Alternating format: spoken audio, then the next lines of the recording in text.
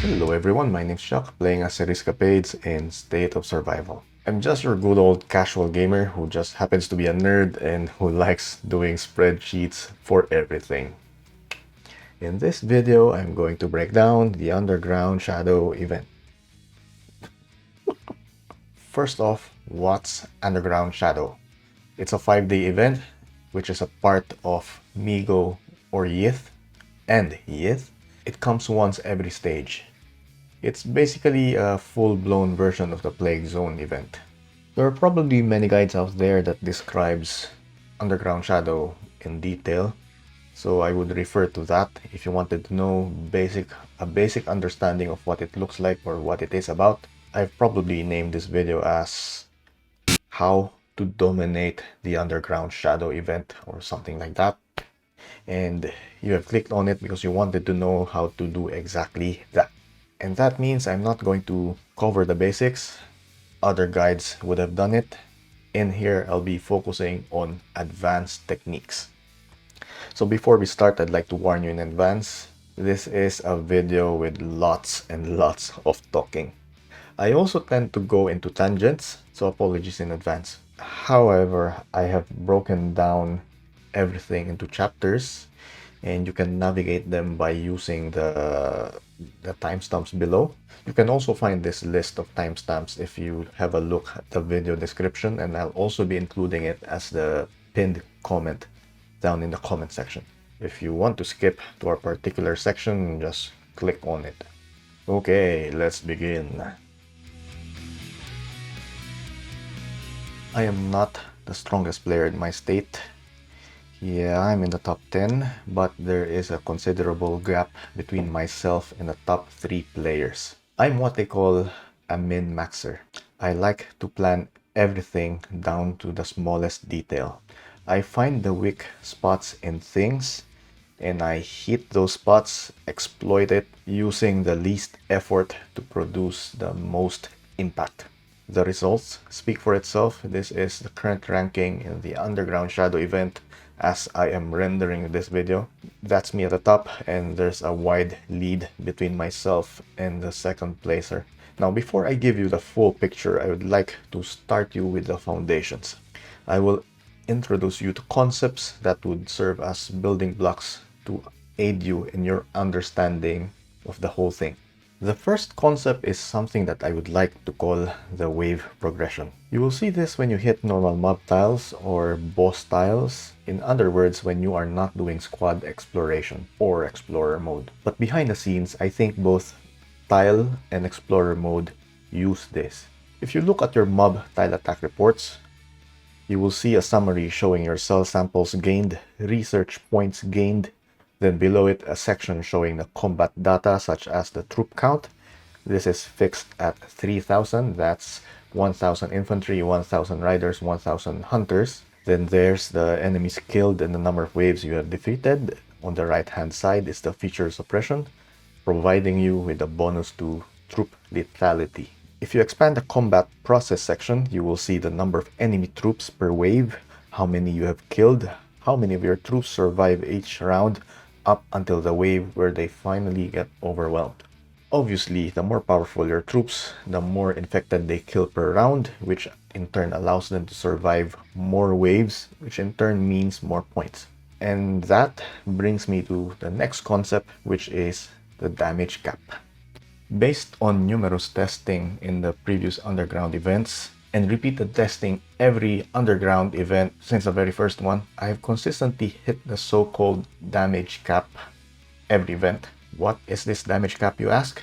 It is this threshold that no matter how much buffs or bonuses you stack, no matter how much damage output you make, the number of cell samples that you get would not increase any further. In the last Underground Shadow event, I noticed this cap at around wave 10 or 15 depending on the map or the type of tile that you were hitting. It is a complicated topic, so I think I'll create a follow-up video about it. I'm still mapping out the damage cap for this underground event. We are currently at Yith Stage 2, the underground event for Yith Stage 2. As soon as I figure it out, I'll include that in the video that I mentioned.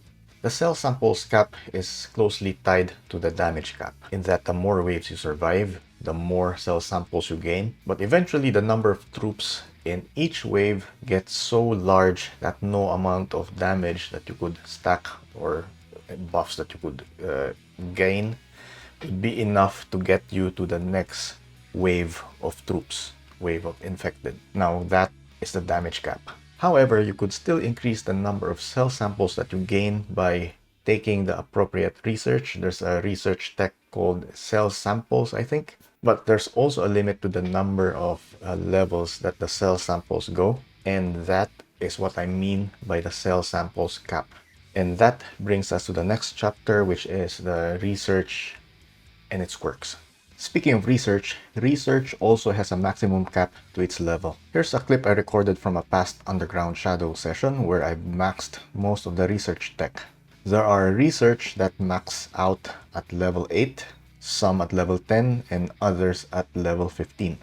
The important thing to note is that samples max out at level 15, supplies max out at level 10, and advanced research also at level 10. Now, quirks. Some of these rewards are in reverse. I think this is a bug, and it is a bug that I have noticed since the very first Underground Shadow event back in Migo Stage 1. It has never been patched since. So I exploit it by including it in my build order planning. An example is the develop branch. At level 4, the game says you are supposed to get 10% cell samples, and at level 5, you are getting an oxygen discount. However, in reality, you also get the oxygen discount in level 4 and a further increase in cell samples by 10% at level 5. I've noticed similar quirks in the balance and skills tech tree, so keep a lookout for them. Tiles. You probably know a lot of these already. Mob tiles are regular tiles. Boss tiles are either in squad exploration mode or in troop attack mode. Each mode has its attack table. Again, please refer to the follow-up video that I'll be making for more details about that. But basically what I'm saying is that all of the normal mob tiles on a given floor have the same wave progression. They have the same number of troops or infected troops per wave.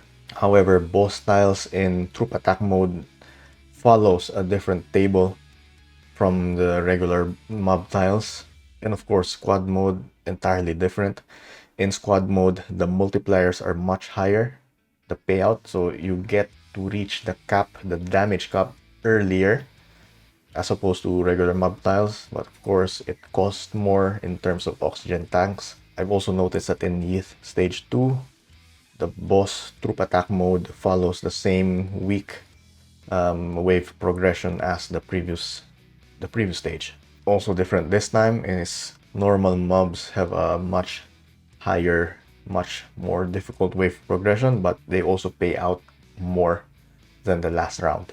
The next chapter is about what we could do to prepare. Now, the best thing that you could do in any stage is to stack up on your Migo or Yith Underground Shadow bonuses as much as possible.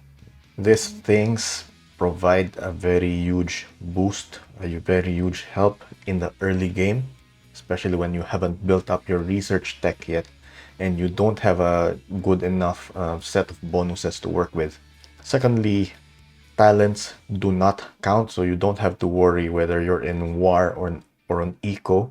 They don't matter. They do not add to your Underground Shadow stats.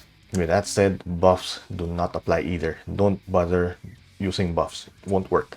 One thing to watch out though, this Underground Shadow event usually overlaps with Alliance Throwdown, so this is an opportunity for you to prepare by taking a biocaps task.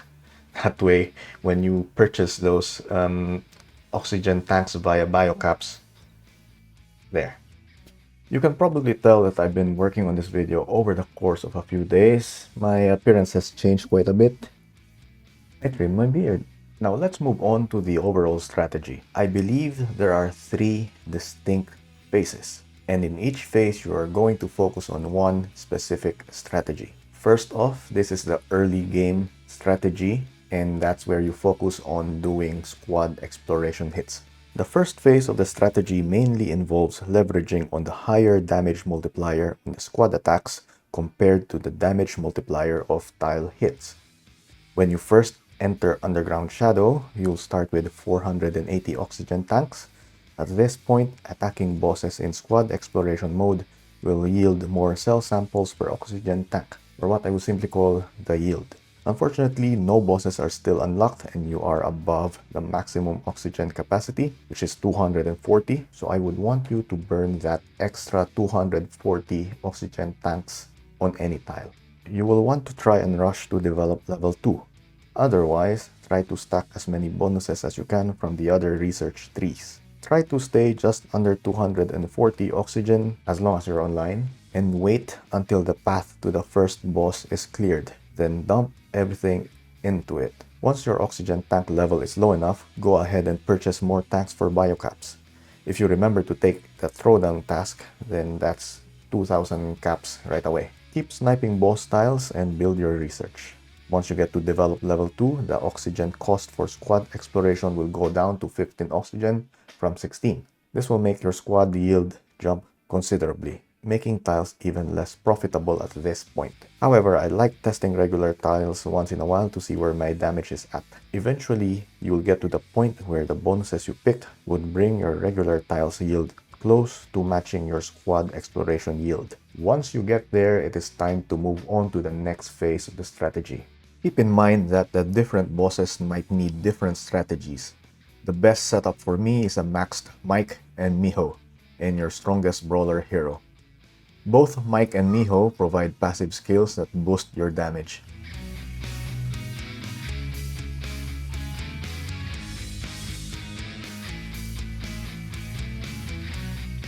My state currently has Generation 6 unlocked, so the best brawler I have is Jess. Regarding placement, you will want to keep your brawler at the leftmost slot close to the rest of the squad. The closer the enemy boss is, the shorter the firing animations, which in turn means Mike and Miho get to shoot more often. Make sure you are in manual mode so that they do not trigger any of their active skills. Their active skills will waste precious seconds, time that could be better used in activating passive skills. Most bosses, especially the minor ones, do not require special strategy. These are the best targets because it's just a set and forget situation. Try to avoid bosses that move around a lot like Wallace or the ones that can completely wipe out your party.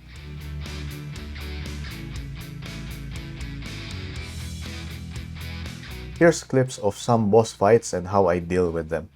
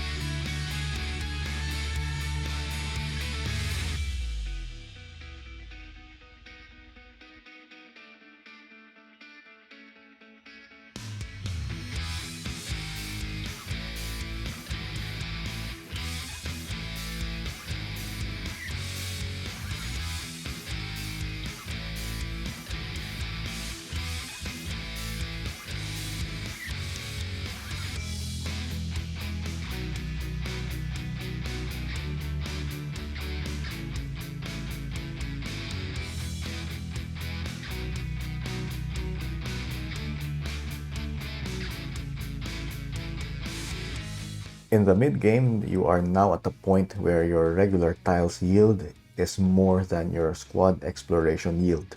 The great thing about this is that you open yourself to more choices, more tiles, since you no longer have to wait for bosses to unlock. So the main thing that you're doing in this phase is that you are trying to build up your research levels and pick the appropriate tiles to maximize your suppression rating. The reason I want you to stop doing boss tiles now is because squad exploration costs more oxygen, and the damage cap of squad attacks is lower than the damage cap on tiles. This means two things. First, doing tiles means you need to spend fewer oxygen tanks before filling up your research bar, which in turn allows you to build your stats faster. Secondly, as you build your stats, you will hit the squad damage cap earlier, while you would still have a lot of headroom with tiles. So when picking research, I would like you to prioritize them in this order. The top priority would be sampling from the develop tactic, and close as second priority would be advanced research, which is under the skill tactic, and supplies under develop. Both of these boost your research points per attack. Third priority would be getting better from develop. This is what gives you 2% health for your underground troops per day. I think this is cumulative, so it's better if you get this as early as you can. From the balance tactic, Golden Tail, this gives you 10% to the attack and defense of each legendary hero. From the skill tactic, it's tactics optimization. This is useful if you employ female heroes in your squad or in your regular tile attack. But unlike Golden Tail, tactics optimization only targets the attack stat of those female heroes, adding 10% each. So if you have a choice between the two, always go with Golden Tail. Priority 4 would be targeted fire from Storm tactic, close fight from the skill tactic, equipped from the balance tactic. These are some handy, good to have stats for your attack and defense, but nothing groundbreaking. Priority 5 would be infantry health from defend, sniper lethality from storm, and rider attack also from storm. And finally, priority 6, it's everything else. I don't really care what they are. If you have nothing else to pick from, or if you are faced with crappy choices, then just pick one of these. So from that priority list, I would recommend taking priority 1 and priority 2, that is the cell samples and research, on every opportunity possible. As soon as you see them, grab them. As for the rest, from priority 3 onwards, you might sometimes have to choose a skill out of order if there's an opportunity to level up a tactic. Just in case you were wondering, when I say tactics, I refer to storm, defend, skill, balance, and develop. Alright, so if you keep doing this, pretty soon you will hit the damage cap. To be more precise, the damage cap on tiles was somewhere around the 1.15 million mark in the last Underground Shadow event. I'm still confirming if the cap is around the same in this stage. I'm getting close to that now. As of recording, I'm still in the mid-game stage, but I'm pretty sure by tomorrow, by next reset, I would already be in the late game stage. I'm pretty close.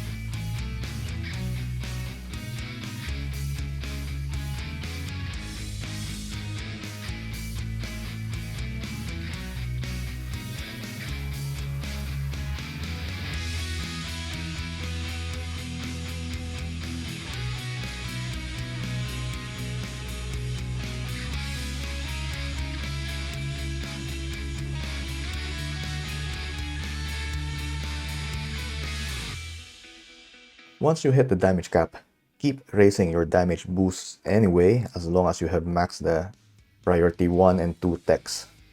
If not, you have to boost your cell samples cap by taking them at every opportunity. Remember that sampling goes all the way up to level 15. The two researches, I think it was supplies and advanced research, they both go up to level 10. Keep that in mind. You will want to rush and max these 3 skills as soon as possible. Everything else secondary. Once you have your cell samples and research skills max, you are now ready to move on to the late game strategy. In the late game, you are already set with your multipliers, and all you have to do is to let it play out and just coast over your success. If you haven't hit the damage cap yet, you will get it pretty shortly. You will find that you can now afford to hit lower suppression tiles without affecting your yield. This removes all of the pressure from you now because you can hit any normal tile and still get the max cell samples per attack. At this stage, your focus is on unlocking as many of the tactics levels as you can because these can still provide other fringe benefits. One that I always work on at this stage is the level 4 skill because it unlocks the second store discount. Once there, I either coast on the success I built and try to keep at the top of the ranking, or continuously refresh the store after purchasing the things that I need. Right now, that's Plasma Course. Thank you for sitting through yet another long-winded Series analysis video. As promised, I will work on a follow-up video with all of the low-level details that I've gathered. If you found this video useful, please give it a like and consider subscribing. If you like my analysis and style, feel free to check out my other videos. I've got a 3-part series on plasma purification. I think you should check it out. With all of that said, I'll see you in the next one. Bye.